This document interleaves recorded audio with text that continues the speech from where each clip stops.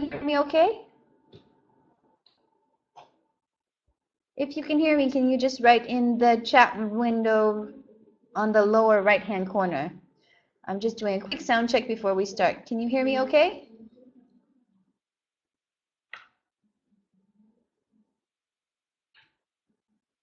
You can hear me. Great. Okay, then we will start. Hello, and welcome to the webinar, Investing in Healthcare in Vietnam.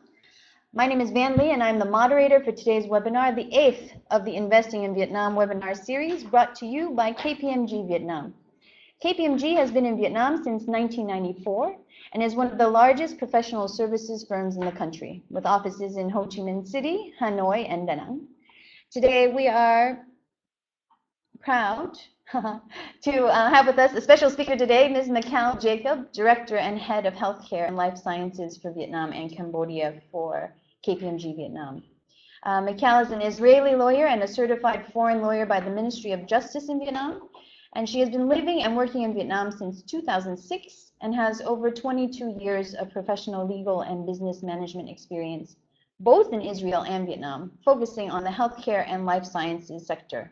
Michal has worked with public and private healthcare providers, regulators, and insurers, both in Israel and in Vietnam, and was the lead advisor to the second largest health maintenance organization in the world.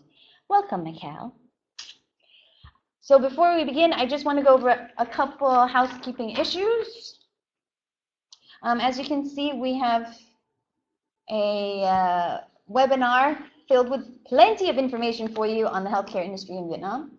We're going to cover the following topics: a little bit about the Vietnam healthcare system at a glance, legal forms of operation for healthcare sector in Vietnam, market trends and investment opportunities, and then we've saved about 20 to 30 minutes for question and answer session. To submit your questions, you can submit your questions anytime during the webinar. All you have to do is type in the chat window at the bottom left-hand corner and don't hit send. And then I will compile the questions and submit them to the speaker in the last 20 minutes or as time permits. And as I showed you, here's a little slide about Michal, but I will just go ahead and hand it over to her now, and she will start her presentation on investing in healthcare in Vietnam. Thank you, Michal. Good afternoon, and thank you, Van, for having me here. I would like to welcome all the participants and audience that we have this afternoon, and I'm very happy to see, I looked at the list and I'm very happy to see that we have audience from all over the world. So it's good night or middle of the night to the Americas, and good afternoon for the Asian audience, and good morning Israel. So I think that we have a very interesting topic today, which I'm very passionate about. Normally would not be able to cover everything and anything within an hour. However, I will try as much as possible to provide you with a picture of, or an overview picture of the industry in Vietnam and the coming trends, the way we see and foresee them. I think that it will be interesting to start with a quick clip that was prepared by KPMG, the global team of KPMG Healthcare, which will describe a little bit about how we see the future of healthcare. There have been many milestones in the history of medicine. And now the next one is imminent: connectivity. But how can healthcare providers get a handle on this? And what does the hospital of the future look like? Experts have been dealing with these questions for many years now. They realize that in the hospital of the future, patient data will no longer be stored decentrally at various locations, but must be saved on an integrated platform, jointly accessible to physicians, carers, and patients. This means the informed patient plays an active role in his or her recovery process. This will fundamentally change the relationship between patient and healthcare provider. The hospital of the future is aware of potential emergencies before the patient and is therefore able to determine treatment methods in advance. An electronic wristband makes it possible to locate the patient in the hospital while continuously monitoring vital signs. And paper, it's a thing of the past. Any information is made available electronically to the staff. Even spatial distances will be overcome in the future. Exchange between specialists in collaborating hospitals will be done using video conferences. Thus, X-rays can be jointly analyzed in real time. In the hospital of the future, electrical assistance systems will play a key role. Toilets and sinks will automatically adjust to the patient's height. Even a fall in the shower will be detected. Sensors in the shower stall are able to distinguish between a person standing or lying. Patient safety is not the only objective. The assistant system will also simplify care, prevent duplicate work, automate documentation, purchasing and logistics, and make data administration more transparent. As you can see, the hospital of the future presents us with many opportunities, challenges, and questions. But what's most important, will you seize them? Let us shape the future together, securely, innovatively, efficiently, patient-centered. KPMG.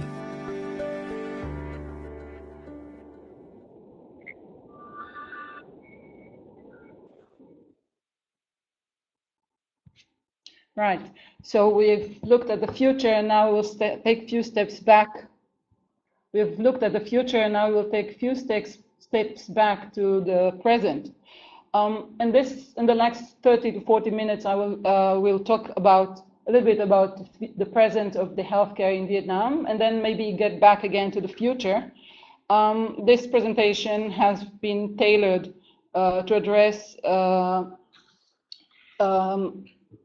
fairly broad audience, and then I appreciate if many of you, I assume, already have extensive understanding on the healthcare sector in Vietnam, and for those, I apologize if I'm going to tell you some things that you already know. However, I do hope that it will provide value also for those that are already in the business. So let's have a quick look on Vietnam's demographics and the age structure. There's a very interesting characteristic for Vietnam, which you can see on this slide. Almost 70% of the population is within the age range of 15 to 64 years.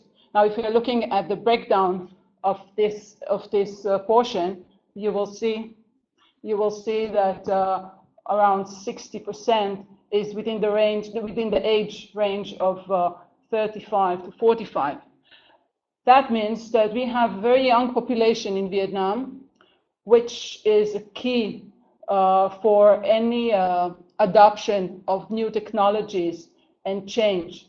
However, this population will grow up together. They will all become older together at the same time, which creates another challenge, and always a challenge is an opportunity that both the government and the private sector are looking at and starting to consider. The understanding of this age structure in Vietnam is fundamental in order to look at where the healthcare sector might be going and how we can make use and take the advantage of this window of opportunity that it creates. I think that everyone knows that in order to reform or upgrade a healthcare system requires a lot of resources and above all time. It takes years and years of change and experience in order to take healthcare system, a national system, from one point to another. However, this act regarding the young population of Vietnam, this creates a totally new opportunity to close this gap that we have. We obviously have a gap here in Vietnam in terms of the healthcare system, but we can close that gap relatively fast if these key points will be addressed properly and be used properly. Now, we also know that for governments to make these kind of changes, even if they do acknowledge them, it takes time again. So again, here comes the opportunity for the investors to take this window of opportunity and use it well. There's an interesting fact about Vietnam that I'm sure that those of you who are not from this country will be interested to find out. We have almost 30% of the population that are using Facebook in Vietnam. Vietnam is one of the fastest growing a user of social media, Facebook users. We have more than 90% of mobile phone users. Out of them, more than 70% are smartphones. Again, another interesting fact which creates a platform for any digital application for healthcare and for other industries. So let's talk a little bit about the system, how the system is constructed. Vietnam is a socialist country and the system is a public system. More than 75% of healthcare is being provided through the public sector, through the public hospitals, which most of them are governed and managed by the Ministry of Health. The Ministry of Health in Vietnam is both the regulator, the service provider, and looking over the healthcare budget. The system is based on hospitals and almost no referrals and no primary care. Mainly, people are used to use their specialists and not going to a general practitioner to then be referred to a specialist. We're looking at if we're looking at the macroeconomic overview of the country, this is a very stable country with very stable figures. In one of the previous webinars held by our managing partner and head of advisory, he went through the details of these macroeconomics statistics and information. So later we can, I think that we have shared all the links to all the previous webinars, so you can get the information there. But for my point, I will just highlight a few points that are very important and very critical, with a very steady GDP growth, and especially the health expenditure. We are jumping to the next slide, Van. Yep. All right, another one. Okay, so if we're looking at health expenditure in Vietnam, so they have steadily increased. We are looking at one of the highest countries in the world, in Southeast Asia, in terms of health expenditure. Having said that, it's always a question of what does it practically mean in terms of the basket that it provides and the coverage. Sorry, can we just do a quick sound check? Can everyone hear us okay? Sometimes while doing the webinar, we have a little blip in the internet and it appears that some people cannot hear. Can we do a sound check? Can everyone hear? Oh, okay, thank you, Mr. Vo. Okay, Michal, continue. Okay, so I'm back. You're back. All right.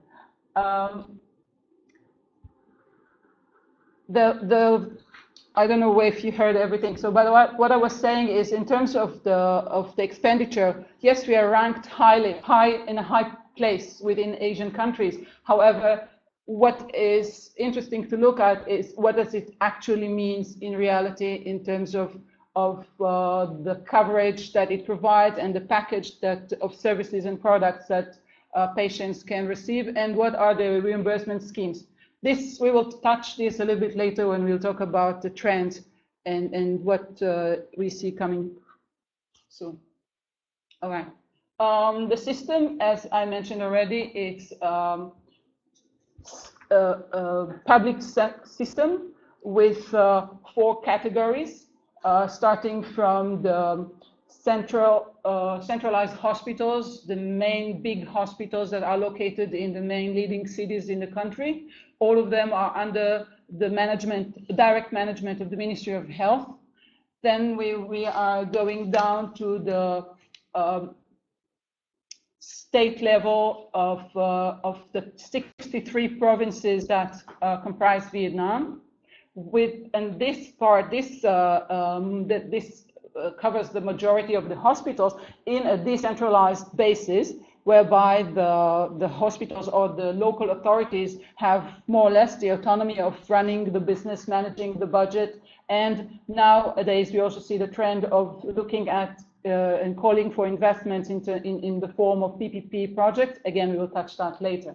Then we will go down to the district level. Within each province, we will see, or main cities, we will see districts. Again, they will be governed by the district authorities. And then underneath, we will have the commune health stations, which I would not be able to categorize as clinics or primary care. I would say that these are remote points of service to provide some kind of support to rural areas and remote areas, which Vietnam has plenty. Vietnam is a very big country. We have more than 100 million people, and we have a very, very stretched, long coastline. I think it's over 2,000 kilometers, something like this, maybe more.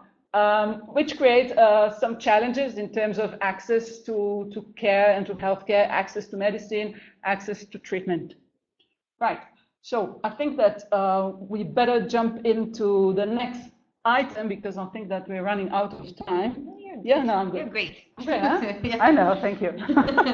All right, we've talked about hospitals. I think that this slides we show you again the public versus the private. It's still dominated by the public sector, but we do see a faster increase in the growth of the portion of the private sector. This goes again together with the population age, the increase of exposure to the world with Facebook and other social media tools, the rise of capital, and also the fact that it turns the system now start, or I would say the patients and the customer start to look at healthcare as a consumer service, which they start to use words as value for money, a concept that was totally unheard of, like say 5 or 10 years ago in terms of healthcare services. And suddenly the patients start to look at it from a different angle and start to demand more. And they also know what they can get in return for the money.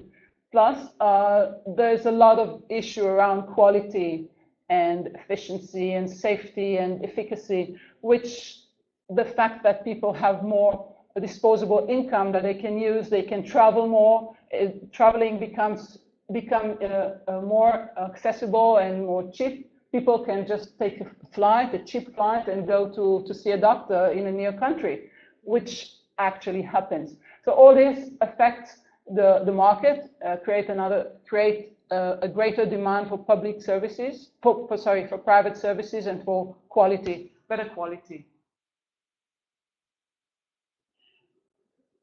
I'm a lawyer, so I can't talk about anything without looking at the law. And anyway, I think that this is the infrastructure. These are the fundamentals to understand any industry in any sector, is to understand what's the legal basis, especially in a sector that is so sensitive and highly regulated like the healthcare sector.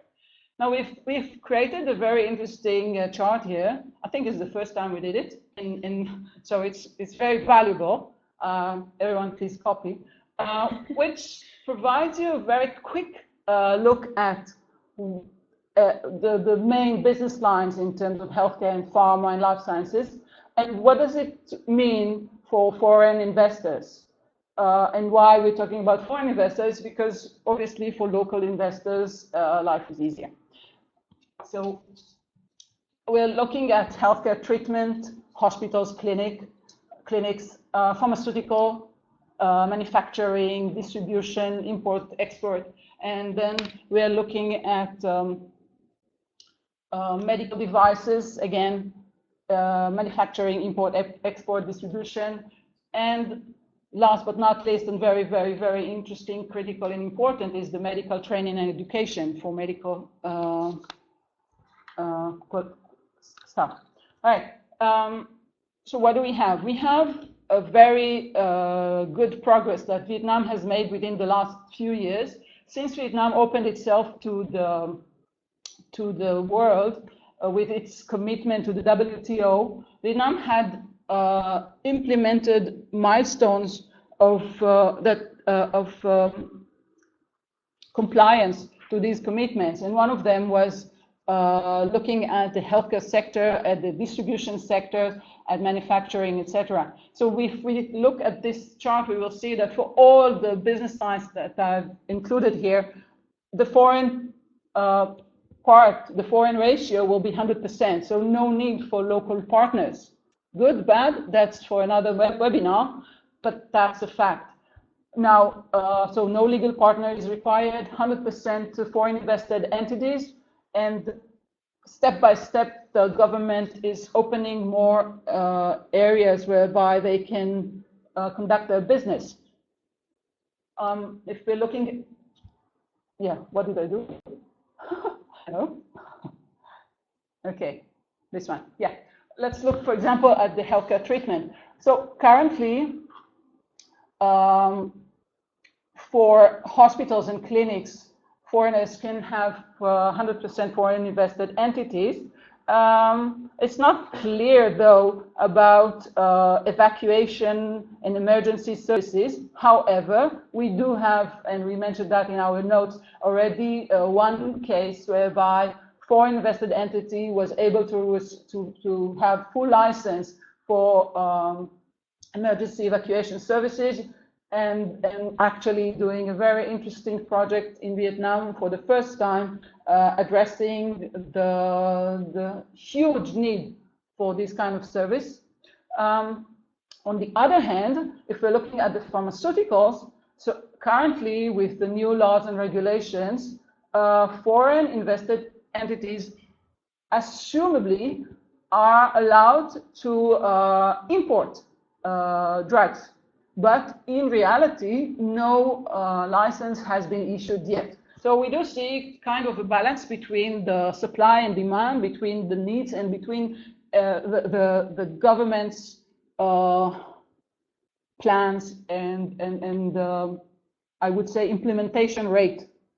But overall, the direction is to open up and to try to use and utilize as much as possible private funds and private knowledge, experience, and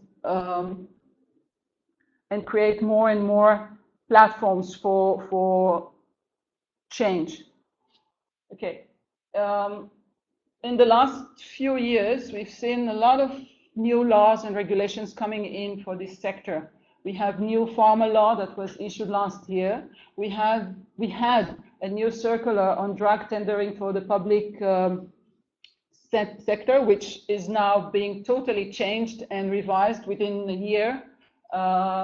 We have almost on a daily basis new decisions and circulars and other pieces of legislation regarding insurance plan schemes and different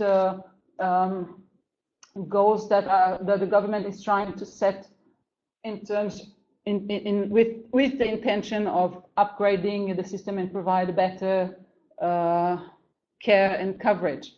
Vietnam has signed and joined the commitment of the UN to provide universal healthcare coverage for all until 2020. So far, we are now 2017. We have reached a milestone of more than 70% coverage, which is beyond the milestone that was supposed to be at that point in time, which is a huge achievement for this country. And the Ministry of Health, which we had direct discussions with them on this subject, keep on moving forward with this with very clear understanding that this is the driving force of any change and any reform is the insurance and the coverage that is provided. I think that I don't want to bore that you will get bored too much with legal stuff. Again, all the information is there, and of course we'll be able to answer questions later. But so without having spending more time, I think that we will get now to the most interesting part of this presentation. And this is, again, now come back to the future and talk about market trends and opportunities. And again, we will see a short clip to start that.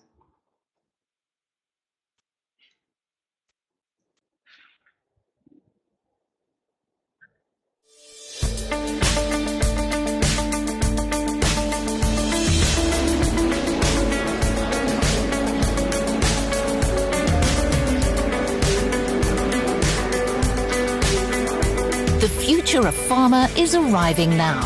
It's time to get on board or risk getting left behind. Now more than ever, it's unfeasible and even dangerous to rely on the projection models of old and the predictions of yesterday. Yet many in the industry have already set forecasts for the next 15 years. At KPMG, we believe that the pharma sector has reached a crucial tipping point, due in no small part to emerging and disruptive trends. As a result, these current revenue forecasts may quite simply be wrong. Fundamental power shifts are occurring across the healthcare value chain. The first is that pharmaceutical companies are no longer dictating market terms. Governments and insurance companies are facing mounting budget pressures and are questioning the traditional assumptions of how patients should be treated. As such, better drugs, better pills, and better medicine are no longer the order of the day. It's patient outcomes that have become the main measure of success. Secondly, advances in technology and new entrants in the sector have created a shift in funding from traditional treatment therapies to prevention, predictive diagnostics, and the development of real cures. Preventing cancer by removing birth defects. Predicting whether someone will be diagnosed with diabetes, finding a cure for Alzheimer's, and for heart disease, and of course for the common cold. Imagine what that could mean for the pharma industry, not to mention the people affected, who by and large are living longer and healthier lives. Finally, with the reduced demand for traditional products, price pressure is altering the sector in an unprecedented way, with major players revisiting their portfolio strategy. Many businesses are currently making changes, and we're already seeing a shift in focus to 3 new areas: pharma tech, genetics, and immunotherapy. But shifts in portfolio alone may prove to be incremental rather than fundamental to future success. More will still be required. To set the pharma industry on the right path, companies have to change from the ground up, and we expect 3 archetypes to emerge. The first is an active portfolio company, which buys and sells products and services based on their relative competitive position and rate of sales growth. By definition, this allows for flexibility and agility in a changing marketplace. The second is a virtual value chain orchestrator. Here, the company manages information and platforms rather than products. The idea is to collaborate with trusted partners through a virtual infrastructure in order to support patients potentially even from cradle to grave. And finally, there's the niche specialist. This company focuses on one specific therapeutic area or disease and adopts an end-to-end approach to prevention, treatment, and cure, delivering better patient outcomes throughout and overall. There's no question that change is happening right now.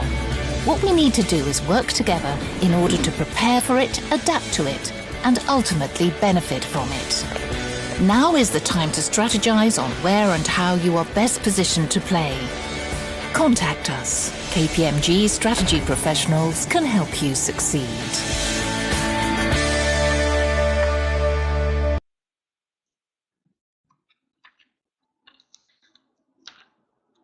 Okay, we're back.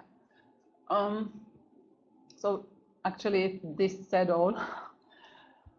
In Vietnam, Vietnam is a member of a long list of free trade agreements, and recently has joined the ASEAN treaty as well as the EU agreement. which provides a very an advantage to this country, which is the first to join the EU trade agreement. There are a few countries that will follow, but this will take some time. And again, this creates a window of opportunity, which mainly is now being looked by the pharmaceutical players. So far, Vietnam is mainly a drug manufacturer for generic drugs, but only provides 15% of the consumption and 15 in Vietnam, and all the rest is imported from foreign manufacturers. The big all the big companies, the multinational companies, are here in Vietnam, but using their rep offices. So I'm already starting to touch one of the questions that someone have asked already. So, but if we are looking, taking zoom out on the trends, and I think that this slide that we are looking at the moment is a good summary of the global drivers that make this kind of platform for change. Is the globalization, the prosperity, and the consumerism. Vietnam is not a stranger to these drivers. And this again due to the young population, due to the economic stability, and due to the fact that also with other industries like import and export, trade, agriculture, Vietnam is one of the leaders in Southeast Asia. All this create this kind of atmosphere that allows the trends that we will see in the market. Now, there is the Vietnamese National Assembly have created a roadmap for its strategy and goals. And if we're looking, and this slide is more or less I took some kind of the highlights from this strategy that is relevant for this discussion on healthcare. Initially, it was for the period of 2011 to 2020, and last year it was extended, looking at 2030 with the same goals, with the same objectives of trying to improve the system, looking at quantity and quality, looking at primary care and services, and looking at reducing the patient overloads, which is a critical issue in Vietnam at the moment, mainly because of the way the system is structured, as I mentioned earlier, with no referrals and no primary care, and most of the treatment and services are done in the hospitals. It also relates to the way the social health insurance is structured and what is covered, which currently covers only inpatient and very rarely covers issues like outpatients or even screening. We recently had a research on prevention programs and schemes, and we were surprised to find out that the coverage for early screening and detection of, for example, breast cancer is relatively low. And well, that's an understatement. Well, it's not covered. Let's just say it. All right, and that's of course an issue in the country whereby the death rate from diseases like cardiovascular, diabetes, and cancer is extremely high, and we're looking at a frightening number of around 400,000 death cases per year, which I think is triple the time of the US, triple the number of the US, and with a much lower number of population. In the last few years, we started to look at standards. So again, this is part of the National Assembly's goals and also the Ministry of Health. We start to see institutes that have obtained the JCI accreditation in Vietnam. And there's also the list of standards that was prepared by the Ministry of Health, which now almost more, I think that 60%, around 60% of the public hospitals are now following and adopting. So what are the trends? Of course, there are so many because there's a huge need to upgrade and to change, to make a change and make a difference. But I think if we need to look at the key trends, I've tried to put them here in one slide to make it easier for us. The main one is, of course, to reduce the overload from the hospitals and to restructure the system, shift from hospitals to primary care and eventually to home care. In countries like Vietnam, and we also saw that in China, this is also interesting from another perspective. Based on the local culture, Vietnamese have the habit of supporting the young generation is supporting the older generation.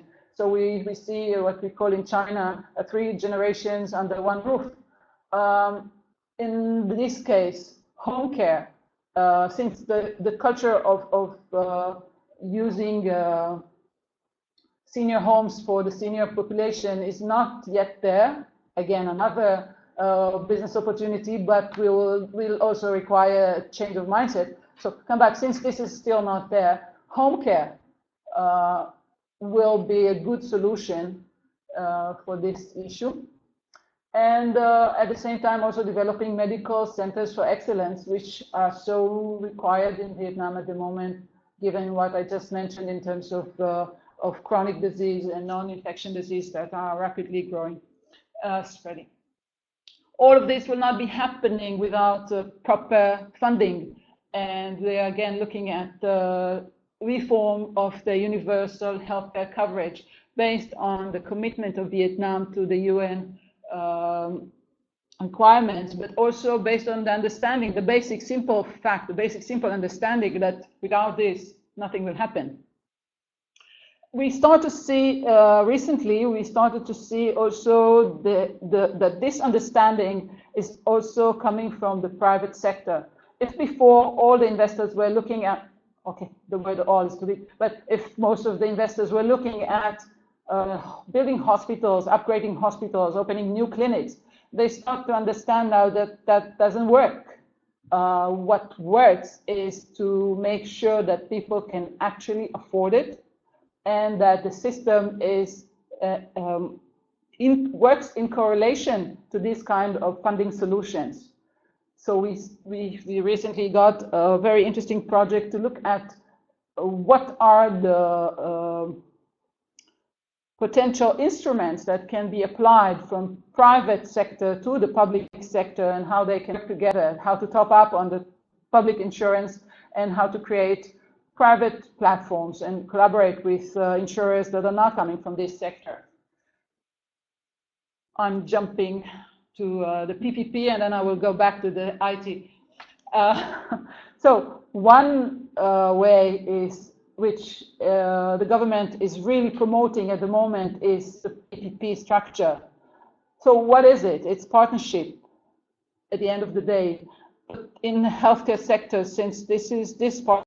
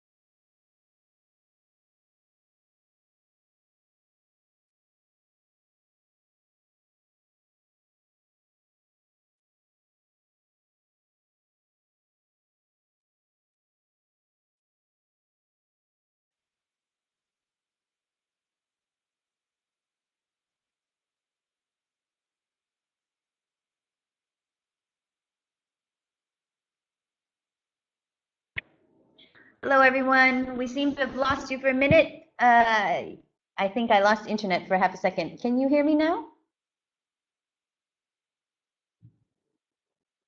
Oh, great. Okay, so I will let Michal continue and start talking again about the PPP. That's where we left off. Thanks, guys. Okay. Hello again. In the last few years, the Vietnam government, the Ministry of Health, the Ministry of Planning and Investment, the Ministry of Finance, all the key players in the healthcare sector have reached the conclusion that, or promoting the idea of PPP and welcoming this structure. There have been in place new regulations tailored to address this subject, this complicated subject, including some specific legislation on PPP for healthcare. We start to see projects coming in. Actually, here at KPMG in Ho Chi Minh City, we are working with on the largest scale project for a full integration of a public hospital with the private segment, and this will be the first full integrated project in the south, and I think that also in a way in Vietnam with that scale. And through that project, we faced all the main key challenges that are linked to this kind of integration in terms of the funds, in terms of budget, in terms of utilizing facilities, equipment, human resources, how to maintain the existing and still leverage. And so it's one of the most complicated structure. However, seems that at the moment this will be one of the key trends, I would say, or tools to take this this system forward and utilize private money, private funds, and private knowledge and experience to upgrade the public sector and synergy between them. Vietnam, I will not say again young population and startups and all that, but I think that the picture was clear. Vietnam is currently in a very interesting point in time whereby if the stakeholders and the key players will utilize this momentum, it can become the next hub for manufacturing of pharmaceutical and medical device products, as well as developing a platform for clinical trials and research-based companies, which until now almost did not exist in Vietnam. In the last few months, I was surprised to see that there's a trend, a national trend, not just on healthcare, that is trying to position Vietnam with a great success, I must say, in a very in a strategic position in terms of the startup arena. Vietnam is looking at itself as a startup nation. And again, coming from Israel, I really appreciate this initiative and this drive, because I've seen what kind of advantage it creates but also what are the resources that are required for that. But Vietnam is really moving forward in that arena, and we start to see incubators and medical research institutes that start to develop. And since I've already mentioned the standards and qualifications that the country starts to adopt, also in terms of using the European directive as the mandatory standards for pharmaceutical products, then we might be looking at a very aggressive move on that area within the next 5 to 10 years. Oh, I promised to come back to the digital solutions. I think that I left this to the end because I think that this is one of the most interesting issues. As I mentioned, Vietnam is a big country and very large in terms of its geographic characteristics, with remote areas and population that is is sometimes in areas where it's so difficult to access. Digital solution and digital IT and digital health, or any other name that we call it nowadays, may create a different atmosphere, will reduce the overload from hospital, will provide access to information, access to big data, which the country is now starting to collect and understand the value of this. If you're looking at China, our neighbor, so nowadays it's so commonly used. WeChat is used to make hospital appointments, which of course create a much more efficient system and reduce waiting time, reduce wasting time, and improve the patient experience and journey. So these are the simple ways, and of course we can take it from here all the way to the most complicated medical implementations, looking at solutions in diabetes and smartphones applications, and we are there. It's a trend that starts to be visible.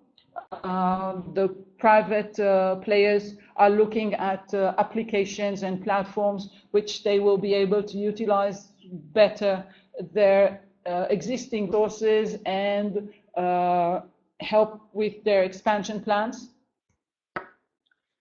And what is nice about, I think, this slide is to understand how all these trends are linked to each other and may create a totally different healthcare ecosystem in Vietnam within the next 5 to 10 years. Coming back to the beginning of my presentation, I've mentioned the time that it requires to change a system and the window of opportunities that we currently have. But in order to achieve all that, we cannot ignore the challenges. And the challenges are definitely there.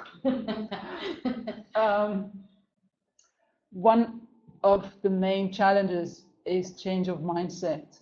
And I think that I've put second place the patient education, but honestly speaking, I think it should be the first.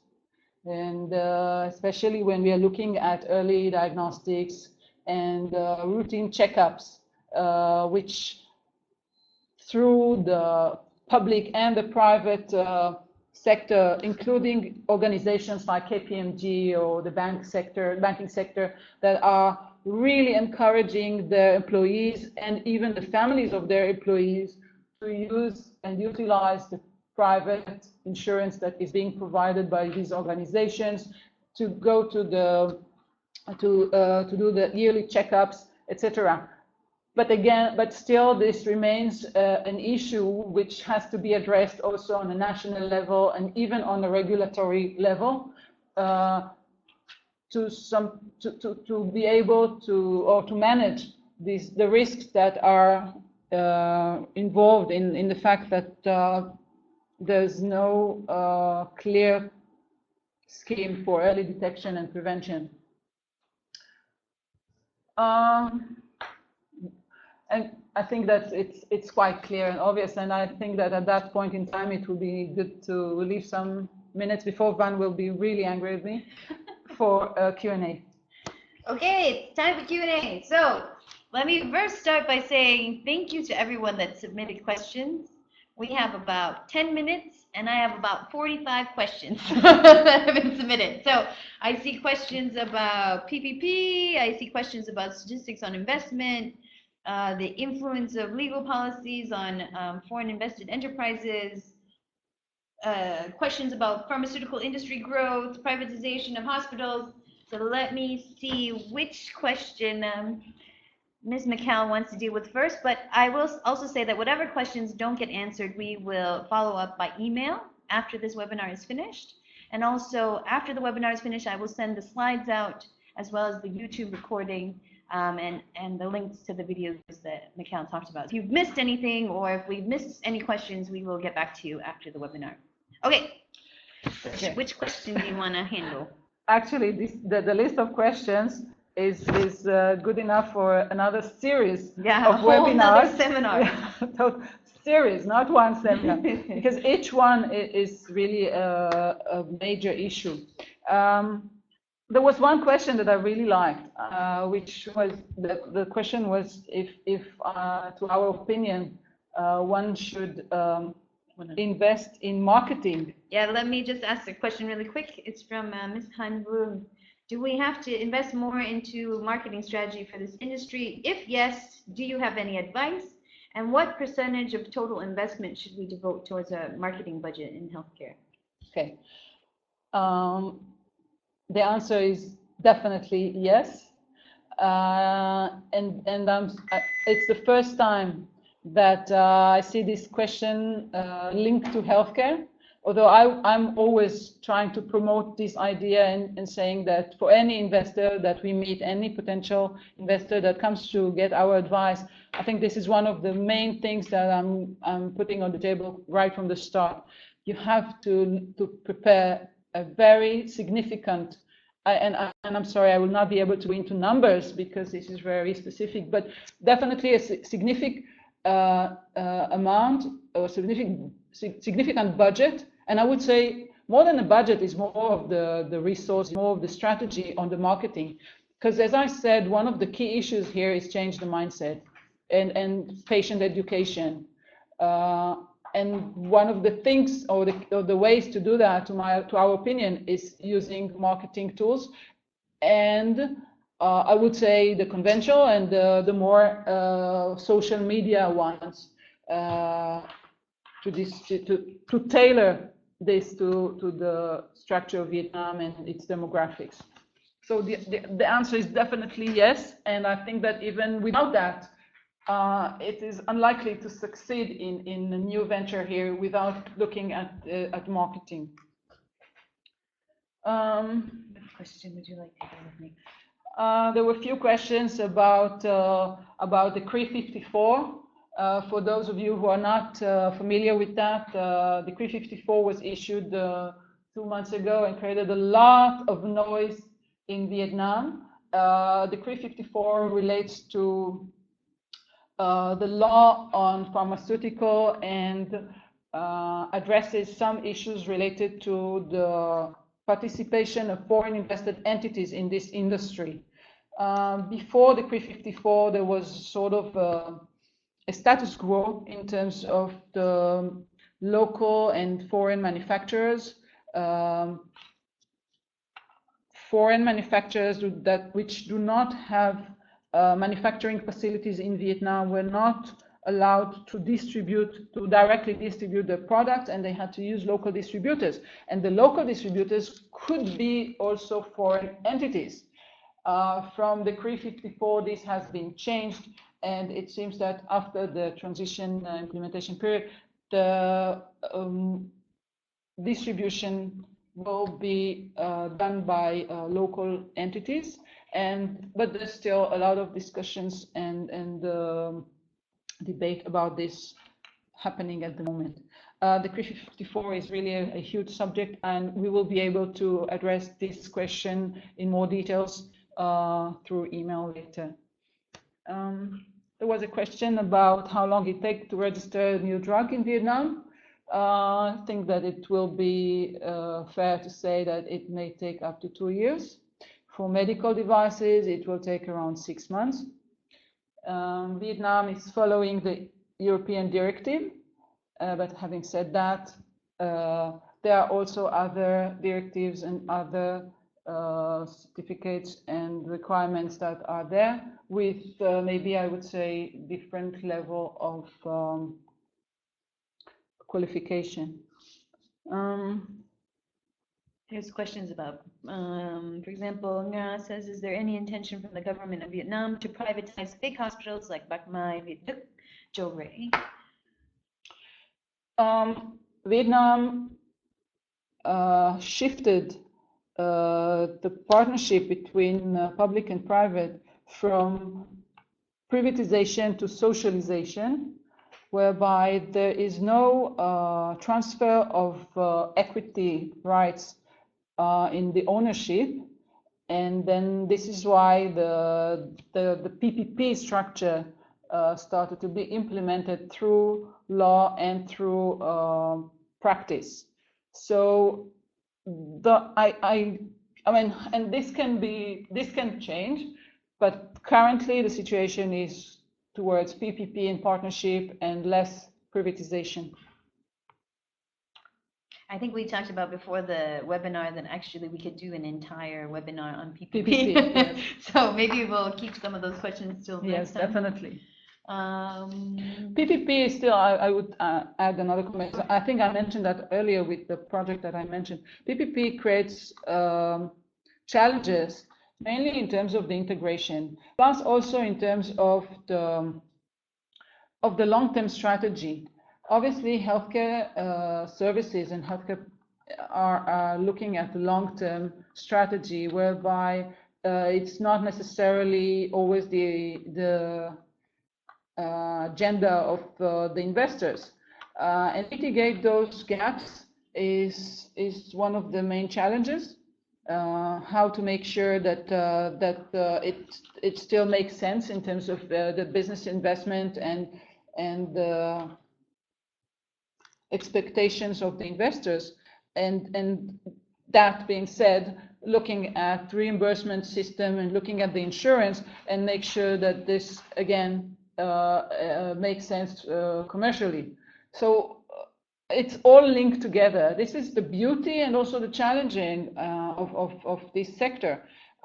Everything is linked to one part, is linked to the other. It's a supply chain of issues and challenges and opportunities that one has to understand very deeply in order to really make a success move. Maybe one last question. We have a question about pharmaceuticals. Is it, as an investor, would you be more interested in the over-the-counter pharmaceutical market, or would you be more interested in prescription drugs? Dun, dun, dun. I know we could do a whole webinar on pharmaceuticals too. Yeah, well, that's okay. I would not ask it in that. I would rephrase the question. Currently,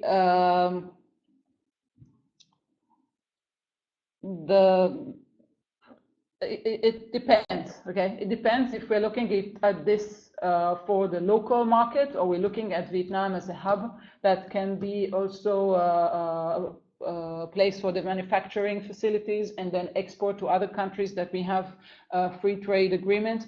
In terms of the existing facilities and quality assurance and the integrity of supply chain, all these issues I think create a more comfortable environment for OTC at the moment, rather than research-based drugs and patent drugs.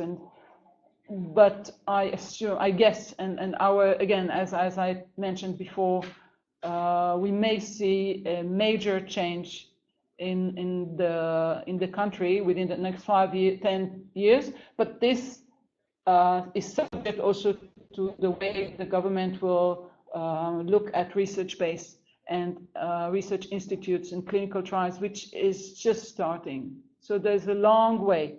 So it's also about the strategy of the investment in terms of the long-term strategy, short-term strategy. It all linked together. That was a very, very short answer to a very long question. So as I mentioned again, Michal will be happy to follow up with some of you on some of your more detailed questions that we didn't get to today, because that's all the time we have today. On behalf of Michal, let me remind you that KPMG Vietnam has a track record of navigating these interesting areas of business, such as healthcare and life sciences. Please contact us if you would like advice on market entry or expansion of your business in Vietnam. So again, I will send out the slides, I will send out links to the video clips, and then we will follow up with some of these questions by email after the webinar. I will pull up a survey shortly, and if you can just do minutes to tell us what you thought of the webinar, that would be great. And Michal has one more thing to say. Yeah, I just want to say, Pam, thank you very much, and thank you to the audience. And I do hope that was able to provide some kind of insight, and looking forward to continue this conversation and the communication offline. Thank you, Michal. On behalf of KPMG Vietnam, thank you for joining us. Have a great rest of your day.